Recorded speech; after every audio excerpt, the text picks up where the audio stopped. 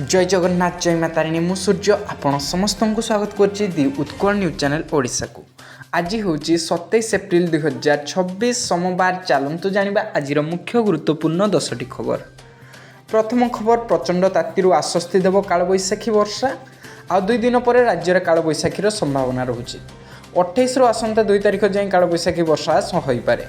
फल ताती मिल पारे सामान्य आश्वस्ति। ट्रफ लाइन प्रभाव में किसी स्थान में होइपारे वर्षा। बिजुली घड़घड़ी सह वर्षा होगा सह 30 रु 40 किलोमीटर बेगर बहीपारे पवन। द्वितीय खबर, टायर कारखाना भयावह अग्निकांड। आज सकाल सकाल टायर कारखाना निया लगी सुंदरगढ़ जिला राजरांगपुर पदा जामपाली रे थिबा आईटीट्यूड एक्जिम प्राइवेट लिमिटेड नामक एक टायर रु तेल बाहर करथिबा कारखाना आज सकाल निया लगिबारु व्यापक क्षयक्षति होईछि। राजरांगपुर पुलिस सह कुत्रा और राजरांगपुर 3टी दमकल बाहिनी निया को आयत्त करिबारे लागिछन्ति। तेबे निया केमिति लागिला ताहा स्पष्ट होई नाही। तृतीय खबर, ब्रह्मपुर सुधीर पात्र हत्या मामलें सामना को आसी नुआ तथ्य। झियारीर प्रेम संपर्क को सुधीर विरोध करथिबारु तांकु हत्या करा जायतिबा अभियोग करछन्ति मृतकंक बाप। निकटरे जगतसिंहपुर में एक प्रेमजनित हत्याकांड सामना को आसाला। प्रेमिका अन्यत्र बह निर्बंध होता जानी जघन्य भाव हत्या करथिला नरहंता प्रेमिक। चतुर्थ खबर, भुवनेश्वर ओडिशा डिविजन 2036 और 2047 अनुसार राज्य को दुग्ध अंडा और मांस उत्पादन में आत्मनिर्भर करा जिवो। 2047 सुधा अंडा उत्पादन में ओडिशा को देशर 5म स्थान को नापी लक्ष्य रखा विश्व प्राणी चिकित्सा दिवस अवसर में आज राज्य कन्वेक्शन सेंटर में आयोजित राज्यस्तरीय कार्यक्रम में जोगदे कहते मुख्यमंत्री मोहन चरण माझी। पंचम खबर, उमरकोटवासी खुशी खबर। दीर्घ दिन लगी रही रंधन गैस समस्यार अंत घटी। एणिकी उपभोक्ता को गैस आ 45 दिन अपेक्षा करने पड़ोनी, मात्र 25 दिन में मिल सिलिंडर। मध्यप्राच्य युद्ध प्रभाव आड़े गैस बंटन अवधि बढ़ाई दि जाइथिबारु लोके असंतुष्ट थिले। रास्ता को ओह्लाई प्रतिवाद करुथिले विरोधी दल। तेबे प्रशासन हस्तक्षेप पर एबे स्वाभाविक होइछि व्यवस्था। षष्ठ खबर, नवा दिल्ली इंदिरा गांधी इंटरनेशनल विमानबंदर में टळिला बड़ विमान दुर्घटना। स्विट्जरलैंड जूरिच छिबाकु थिबा स्विस एयरलाइंस विमान उड़ान भरतिबा समय इंजिन निया लगी जाइथिला।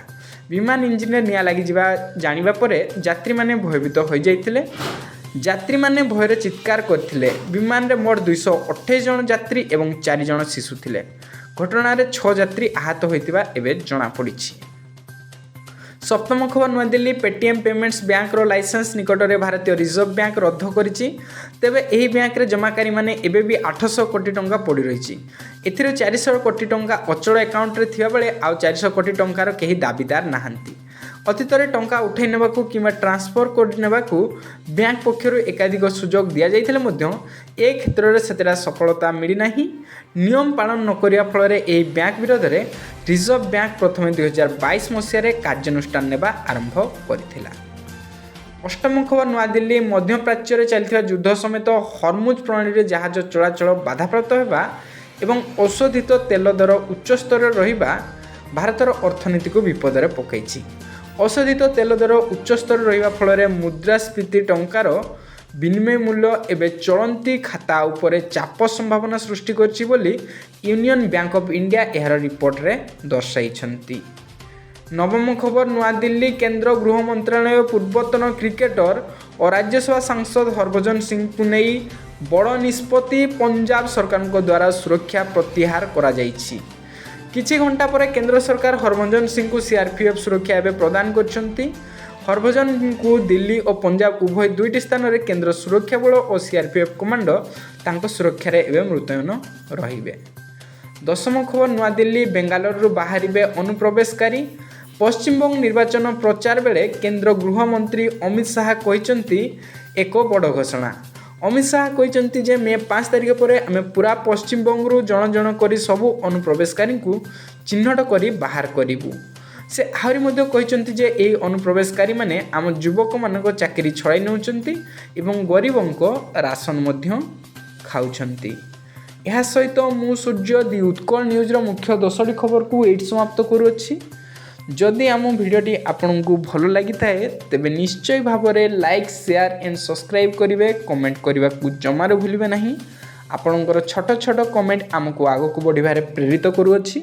ଜୟ ଜଗନ୍ନାଥ, ଧନ୍ୟବାଦ।